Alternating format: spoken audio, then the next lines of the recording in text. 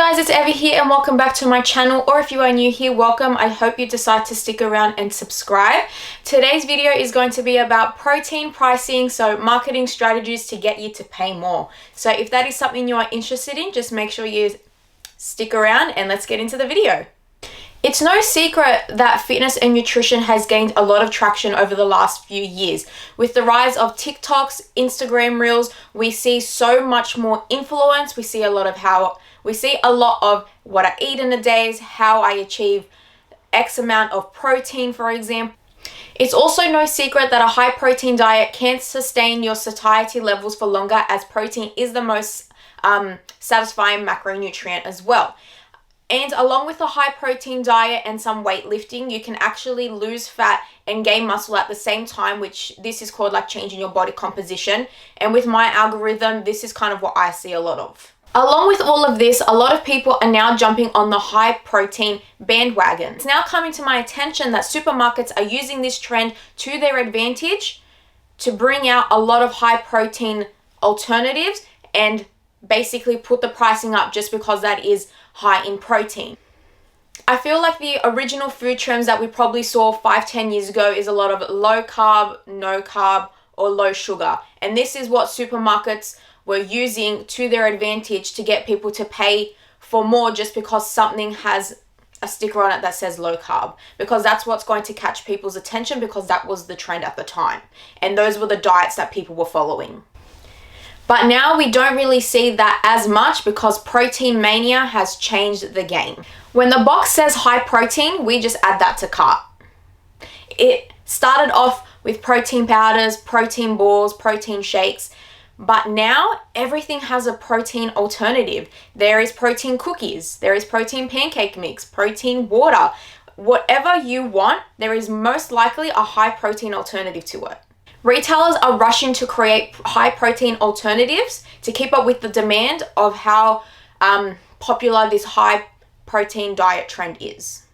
But some businesses are struggling to keep up with the demand. Some forms of protein have actually increased of price because of this. Studies actually show that whey protein has actually doubled in price because they aren't able to keep up with the demand. According to Washington Post, there is actually a 54% increase in new products that have a high protein claim. That's actually insane. When we compare to other nutrition phases, such as low carb or fat-free, for example, these all have one thing in common, and that is to lower your intake of that product. But with protein and this high protein trend, this is actually telling you to eat more. And this is what's drawing people into this high protein diet mania. Washington Post continues to say, since this high protein diet trend is not restrictive and has lots of health benefits as well, people are more likely to jump onto this high protein bandwagon. And people are more likely to buy products that claim to be high in protein because of the benefits as well, and because it's not restrictive.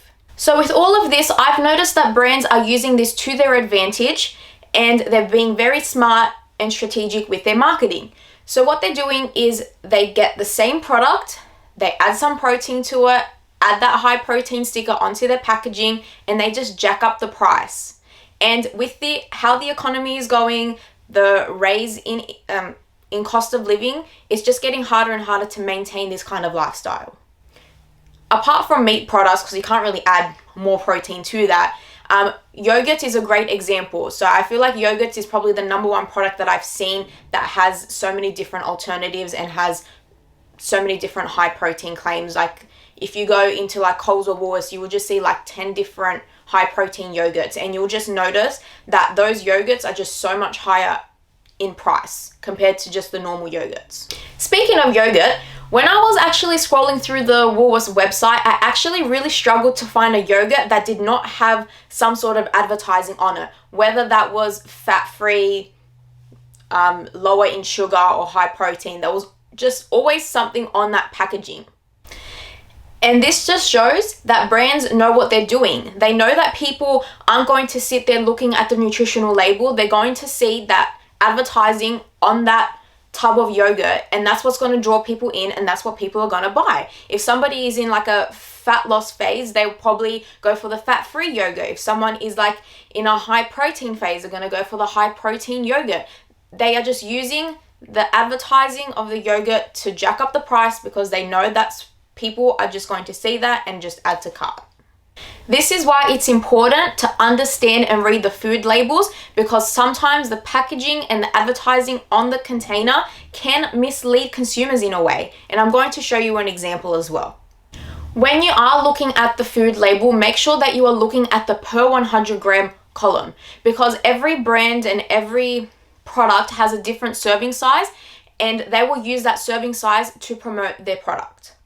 Okay, so I'm now going to compare two different types of high protein yogurts, and this is to showcase the serving size compared to the per 100 grams and how they differ.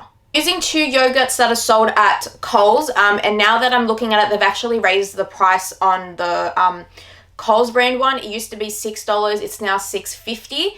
And then the YoPro, that used to be $6 and it's now $7.50. And I guess if you're wanting more out of it, the difference is the Coles one that is $6.50 has 900 grams of product in it, and the YoPro one that is $7.50 only has 700 grams of product in it. So you can kind of see what you're going to get more bang for your buck. So both of these high protein yogurt options showcase 15 grams of protein per serving. But let's now break it down looking at the food label and what you're actually getting per 100 grams.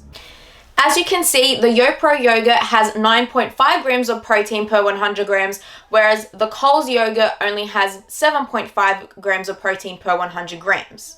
So you can see, comparing these yogurts, what actually has more protein. This is what I mean how consumers can be misled in a way, because both of these proteins showcase 15 grams of protein per serving, but their serving sizes are different. So if you want to get the 15 grams of protein from the Coles yogurt, you're obviously going to need more yogurt. And if you want the 15 grams of protein from the YoPro, you're obviously going to use a bit less. I'm now going to show you another product that I found. So brands are really starting to get creative with their packaging, as I was saying, but they're starting to get a little bit more discreet with it. So this product is from Muscle Nation. It is a bar of chocolate. It says that you're going to get 26 grams of protein. And you're probably thinking, oh wow, 26 grams of protein for some chocolate? That sounds like a pretty good deal. But no, it's actually 26 grams for the entire chocolate bar. And if you're eating a whole chocolate bar to get 26 grams of protein, that's not a great way to maximize your protein intake, and it's also not the best nutritional way of going about it as well. Also, $6 for 100 grams of chocolate. Honestly, if you're craving some chocolate, just stick to the basics and get some Cadbury, because that's where it's really at. And now I really want some chocolate. If you're looking at maximizing your protein intake through foods that lack in nutritional value, such as the Muscle Nation chocolate bar, you really need to take a step back and go back to the basics, which includes poultry, lean meats, and dairy. This is how you're going to maximize your protein intake in a sustainable way. I feel like we are in a time, especially with social media, that we are so geared towards protein, protein, protein.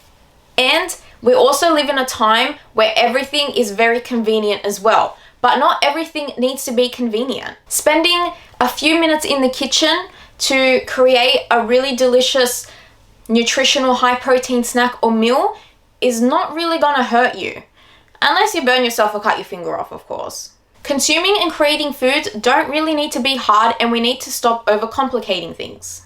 Read those food labels and look beyond the marketing that's on the packaging. Start looking at protein as a macronutrient and a food source rather than a goal that you're trying to hit every single day. Food doesn't need to be a goal, and just have some fun with it.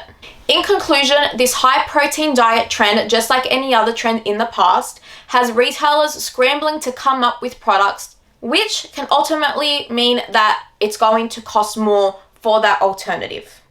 And with cost of living going up, it's going to be one expensive grocery shop. All right, guys, that is now the end of the video. Marketing trends that businesses and retailers are using to get you to pay more to supply this high protein trend that everybody is jumping on, including myself.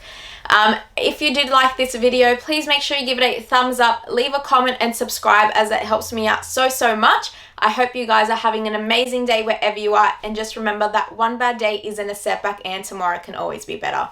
Bye guys.